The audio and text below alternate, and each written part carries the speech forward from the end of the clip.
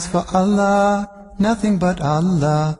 Ba is the beginning of Bismillah. Ta is for taqwa, bewaring of Allah.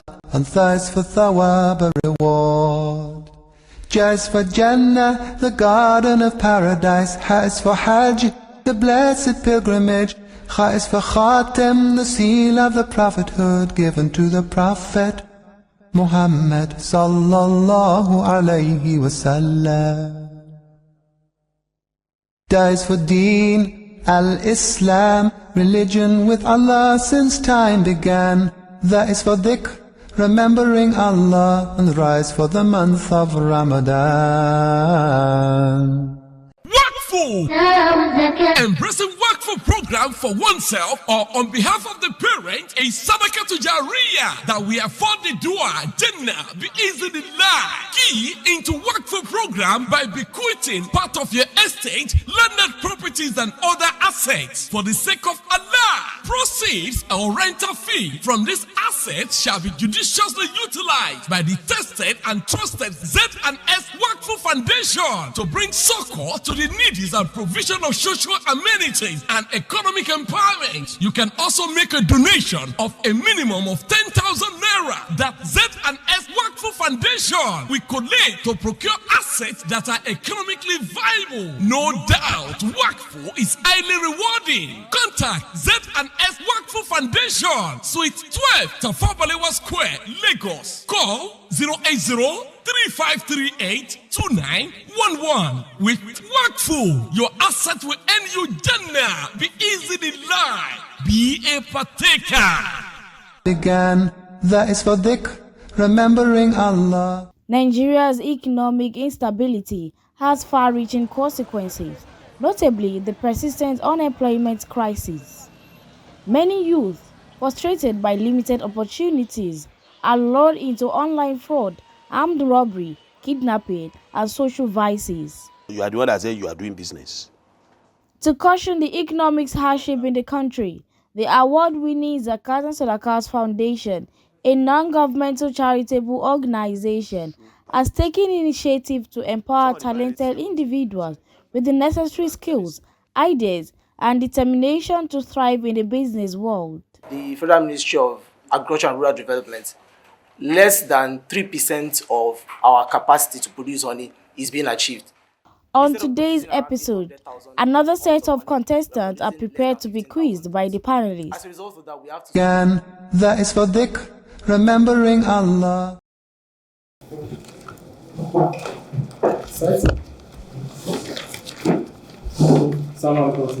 Walaikum assalam wa rahmatullahi. My name is Abdulrazak. I'm Professor Khadija Ido. Can we meet you, sir? My name is Habeeb Abayomi, and I'm the lead apiarist for Ambrosia Honey's Farms.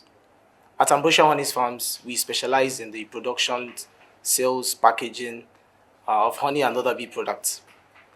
About 3 years ago, I lost my mom to diabetes. She had complications from diabetes. And before then, I've always been an ardent beekeeper as a hobbyist. But her death actually sparked something in me, because I noticed that diabetes affects around 4% of the Nigerian population, and many people are living with this disease and they are battling with how to manage it. As a result of this, I set out to ingrain myself in the beekeeping sector to become a full-time beekeeper. With beekeeping, the Nigerian population, about 10 million of households consume honey annually, at least a liter of honey. So the market is readily available for us. Unfortunately, the problem with that is that not everybody has access to quality honey, because honey is being produced in Nigeria in a very low quantity. According to the Federal Ministry of Agriculture and Rural Development, less than 3% of our capacity to produce honey is being achieved. Instead of producing around 800,000 tons of honey, we are producing less than 15,000 tons. As a result of that, we have to supplement it with importation. As of 2022, around $6.5 million was spent on honey importation alone, and this has been a regular trend. So not everybody is able to have access to purchase honey, because most of the imported honey, they are sold for high prices, and the ones that are readily available in the market, most of them are adulterated. So according to FAO, honey is like the third most adulterated product worldwide after milk and olive oil. So as a result of these, those that tend to consume adulterated honey, they are doing more harm than benefits to themselves. So in order to move from consumption of sugar, which is well known as a negative effect on our health, they are going to a worse situation by consuming adulterated honey. So our solution to this problem now is that we are coming up in the sector to provide access to quality honey. We want people to be able to access quality honey readily available at a price that is affordable to each and every one of us. As a result of this, we have set up beehives in our apiaries across Osun State and Oyo State in order to be able to be part of the value chain. Because adulteration, like I mentioned, is a rife case in the beekeeping sector. So we don't want an issue whereby we have to get honey from others, and at the end, we will sell adulterated honey to others. So now we are setting up our beehives and we are producing honey directly from our hive, and we are getting it to our final consumers. As a result of that, we've been able to tackle this problem. But unfortunately, like I mentioned, the problem we are tackling is we are still at a minimal stage, because we are unable to serve the ever-increasing market. We are unable to serve it. We have over 10 million Nigerians consume honey annually, and we are barely producing less than 3% of that. So with the funding that we get from Zakat and Sadaqat Foundation, first, we'll be able to increase our production capacity. Then secondly, we'll be able to move from the traditional method of beekeeping to a more modern method, which would increase our production and capacity and grant us access to the market. Well, thank you very much for that. The question is this. Presently, you have been producing honey. Yes. Who do you sell your honey to? Is it end users or the middleman? For our honey, our target is to sell to end users, because we believe that with that, they'll be able to get it at a far cheaper rate. Then secondly, we'll be able to cut off the middlemen from the chain, because if we sell to middlemen, there is a possibility that some of those middlemen can end up adulterating the honey in order to make... Have you been selling to the end user, or either end user or middleman? Are you been doing? I've been doing both. I've been selling to both, and How majorly is your package like? the package for the honey. For the end users and for the middleman? Our package for the middlemen is 3,000 per liter of honey, and for the end users, we usually sell for 4,000, but now it's 6,000. It's not clear. Is it? How do you divide 2 liters, 5 liters, 500 grams, 200 grams, or 5 liters, 10 liters? How? Or do you have a sample of what you're saying in order for us to see the picture of what you are painting? You don't have. Can you paint the picture? Let the image now be imageless, and we can see what you're saying. Because I don't get. I know beekeeping. You have a box, you have your wares, you have your other things that you do when you're going to the farm. But now you have been producing selling. Can you do a faceless image in order for us to see what you're saying in the next 30 seconds? Okay. The honey we sell either 50 cl or we sell 25 cl. So the 50 cl is like a Coke bottle. So we sell that's half liter, and we sell 1 liter, which is twice of that. And the 250 ml is 1/4 of a liter. Okay, like how much do you sell your 1 liter? The 1 liter now at the price of the market now is 6,000. What about 0.5 liters? That's 3,000 and 0.25. 1,500. 1,500. Okay, in this respect, let's pick July, June, and May. What is your production level? The one you did in the last 3 months. Just pick in the month May, we produce this, month June, we produce it, month July, we produce it. Do you have that record? Yes. No, I have the record. For beekeeping, we produce by season. We don't produce per month, because... Okay, let's pick season now. Yes. How is your season like? The season begins from December. That's when we start honey production, up to April. April. Yes. That is the season. Yes, that's the season. That is it. You do one season in the year? Yes. Okay. For honey production. Okay, let's now do your calculation. Yeah. For last 3 years season, or how many years have you been doing that? 3 years now. 3 years. Okay, let's pick last year. Yes. for last year and half of this year? I know we have done this season already. This is the last season we This did. is the last season. Okay. Can you give us just like what you have produced? What is the revenue like?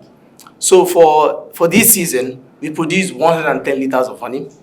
Yeah. 110 liters of honey. Okay. What is the price? Is it this price we're selling now? The price you gave us, or what's No, the price? there was an initial. The price I gave you was the recent price. Okay, what for this 110 liters you produce? Yes. How much do you sell all the 110? For 4,000 per liter? per liter. Yes. Okay. Okay, actually you have the floor, please. Okay. Okay, let me start from where the chairman stopped. You said from your analysis that you have only one season a year. What do you do off-season period? Do you have any? Because a business like that, it doesn't mean that after April then you throw your hand waiting for another. What do you do on that? Do you have any reserve or do you? That's one. Number two. How do we differentiate adulterated honey from original one? Thank you very much. Then going directly to the end consumer, I mean to the consumer, to the end user. Maybe not that economically or not we were able to reach where supposed to be because of the reaching out to individual. So what's the, don't you see that there's going to be very very high food cost? Okay. Directly to individual. Okay. No. So thank you very much, sir. So for the first question regarding season, so for beekeeping, the honey season is actually one, like I mentioned, but there are other parts of the entire beekeeping season. The one I mentioned is where honey is being produced. So prior to that, we have the flowering season. That's when the flowers start to bloom and the bees can go and fetch the flower from there. So that usually takes from around August, September up to February, January, as the case may be. So, but prior to there, we have the dead season. That's the season where the bees don't usually have much activity, and that usually falls between the rainy season. So from May to around August. So we usually use that dead season to prepare for the flowering season. So all the hive construction we do is being done at that period of the time. If you have to clear the apiary, we do that at that period of the time. Then by the flowering season, we take all our hives, we take them to the farm, we install them, and we do regular management. So we go there, we check on the bees. If there is diseases, we have to find a way to fight it. If there are pests disturbing them, we have to find a way to mitigate that. And if there are predators. So all around the season, the beekeepers, just like the bees, they're always busy. But the honey production aspect is usually during the 5 months I mentioned, from December up to April. So and after that, we also have to do with we process the honey, we package it, we brand it. So all year round, we have activities, various activities. It's just the honey production that is limited to those 5 months I mentioned. So for the other questions regarding getting to the final consumer, so this is one of our purpose of coming up to this platform, so that we have access to funding to help us improve our production capacity. Because at the moment, our production is limited. Even the production, the ones that we produce, is not enough to serve the immediate community that we have. So the issue of demand for beekeeping generally is not an issue, because we have regular demand. In fact, the demand far outweighs the supply. The supply is limited. What about how to differentiate between adulterated and original honey? Exactly. So that goes the last question. How we differentiate between adulterated and original honey?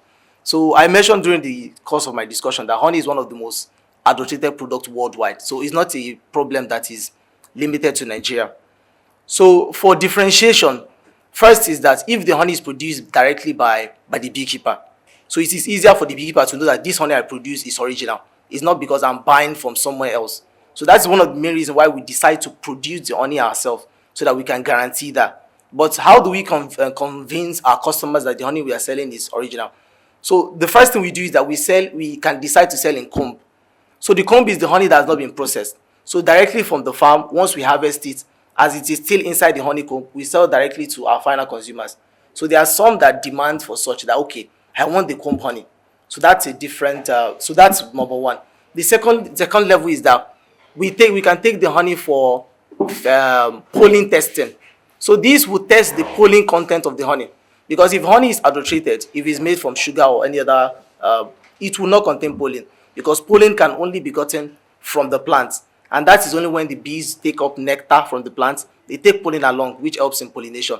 So the presence of pollen signifies that the honey is original. The third, which is not really a good test, is the physiological test. That is whether the honey is thick enough, or it has a particular smell, or it looks a particular color. So because honey is gotten from a variety of nectar, so it can be gotten from the nectar of mango, cashew. So all of these nectars, they have their own physical property that make up that particular honey. So honey that smells in a particular way here, even in a particular month, let's say December, for example, where you have the white sunflower, the smell from that sunflower, it will be different from when we harvest by March, where we have cashew. The honey is coming from the same bees, from the same hive, but they look very different. So this is one thing that some people think that is a good test, that the honey does not smell the way I know honey to be, or it is not thick enough. This might work for some, but in all cases, it's not really a good test. So it's better to buy either in comb or for chemical testing. Okay, thank you. I think he asked a very good question, which I wasn't satisfied with your answer. And that is that, does that mean this is the only thing you have been doing for the past 3 years? This is the major thing I've been doing for the past 3 years. That is the question. What else do you do? So as a business person, aside from the beekeeping that I do, I also have a personal job I do, which I work as a tech person. I do graphic design. You don't want us to know that you have money. No, not because that. I know that 440,000 income cannot sustain you for a year. That is it now. That's it. It means you must have been doing something else. Then when I looked at it again, I think you eventually mentioned packaging, because I think packaging is a very important thing. You have to talk about packaging your products. And then marketing, you don't even talk about how do you, you assume that you have ready-made. So don't assume, you still have to put in some effort. Yes, you still have to put in, you still need marketing. You market your brand. So for the marketing, we use social media platforms. We advertise directly to our final consumers. How do you take people? We make use of logistics, and we also have sellers in some locations, like yes. But we are trying to eliminate the middleman. We cannot eliminate them totally. We just want to maintain that quality. That's what we're after. So if you are giving it to middlemen, it means that they are getting it not in kegs where they can adulterate. They are getting already packaged. So when they are selling it to our customers, they know that what they are getting is directly from us. Okay, thank you. Mr. Well, okay. Your packaging, do you have a trademark? No, we currently do not have a trademark from whether SON or NAFDAC yet. That's one thing we are working on. So hopefully by the time we get to expand our production, we want to go for NAFDAC certification, because of the financial burden that comes with it. That's the only hindrance from that. Okay, I have quite a few questions, but before I go, I just want you to vet this statement that you dropped. Is this statement something we can go by? As in, we are vouching that we can go by it. We are vouching by it. Okay. So in that case, from what you actually said, the amount you are actually seeking for, which is the 1 million naira, you said you are going to buy a centrifugal tractor. A centrifugal extractor. Okay, centrifugal extractor, sorry. Yes. And 12 langots halves. So, with all of these things, how do you think these will actually help you to move from point A that you are now to point B that you tend to be? Because aside the fact that you are doing all of this, I'm trying to see other aspects of terms of marketing, which as mentioned, the likes of packaging, which has been mentioned, but I'm not seeing all of that yet. So how do you intend to actually cater for this? Are you expecting some funds somewhere else? And this particular grant that you are seeking for, how is it going to help you improve this financial status of yours? And I'm just still wondering if, as at 2024 that we are now, this is about 6 or 7 months, this is about 8 months, and you already make a profit of 210,000 naira. So for the remaining months of the year, what are we expecting? So, thank you very much for your question. So for the breakdown of the grants that I'm applying for, I mentioned 2 particular things there: the centrifugal extractor as well as the land short hive. The centrifugal extractor is going to be like the game changer, because what I noticed over the years is that one factor affecting our production capacity in Nigeria for beekeeping is because of the way we practice beekeeping and the challenges that we face. As for the way we practice beekeeping, most beekeepers still practice the traditional method, whereby they either harvest honey from the trees or they make use of wooden hives. Some of these wooden hives and clay hives, they only allow beekeepers to harvest honey once in a year. And if they have to do that, it means that they have to destroy the colony itself, which means that the subsequent year, they have to start from scratch again. So there are some modern beehives that beekeepers use now, like the Kenyan top bar hives. So this one allows them to harvest 2 thrice without affecting the colony. But nonetheless, the production level is still very low. An average hive produces around 7 to 10 liters of honey. So that's for an entire year. But with research, I noticed that those in developed countries, like the North America, US, Canada, UK, they make use of an advanced form of hive called the land short hive. The land short hive allows the beekeeper to produce honey and get as much as 30 to 40 liters of honey. But unfortunately, with this particular type of hive now, it is expensive to construct, quite all right. And it also requires special equipment, which is the extractor I mentioned.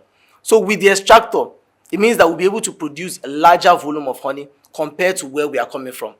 And if we start with the land short hive as well, as a pilot phase, if we're able to produce as much as it is projected, it means that we can then abandon the local production that we are doing and start off with a new form of hives that would hopefully improve our production as the year goes by. So for the sales, because when your output actually improves, definitely your demand for products will increase. Then the marketing aspect, the packaging aspect. So I'm not actually seeing. So the plan is, the question is, what are your plans as regards this other aspect? Just not just the output, because we are focusing on the output now. So once the output increases, definitely it will demand for your more packaging, more other expenses that relate to how you're going to move your product and the likes. So what are those plans you have? Because you already projected that you are using the grants here for all of this. So the other required expenses, how are you planning to take care of all those expenses? That's what and in large, the effect of these grants on your business too. Okay. So for the other aspects of the business, so our plan is that because the business is already making some level of profits, and we want to use these grants majorly to start a pilot phase, like I mentioned, for the land short hive as well as the extractor. So the previous profit from the business, we can put that into the marketing, the branding, and other aspects of the business. As for how the grants would affect the business, the number one major way is that it's going to improve our production massively. Because if we are moving to land short hive, so instead of us getting, let's say, 110 liters like we got from the last harvest, we are targeting 300, 400, 500 liters of honey. Okay. Let me try. What we're saying here is just like you need to improve in branding, marketing, and other things that go out of production. We understand it, but what he's saying is that you need to go and prepare yourself to improve on your branding and marketing. I hope you understand. Just that is a take home. On that, we really appreciate your coming and say thank you very much and have a lovely time. Finally, sir, before you go, you know, you came here today, you left your business at home and you came here. You didn't come here with your business. Do you agree? Everything you've been telling us now that you produce, how do you know? How do you leave your home without at least a sample of what you do? That was a terrible. It's a take home. I'm just telling you. Thank you. As the panelists scrutinize and decide on the finalists, Zakat and Sadaqat Foundations appeals for support of sponsors, donors, Zakat and Sadaqat payers in order to fund these great ideas for more employment opportunities in the country. Remembering Allah.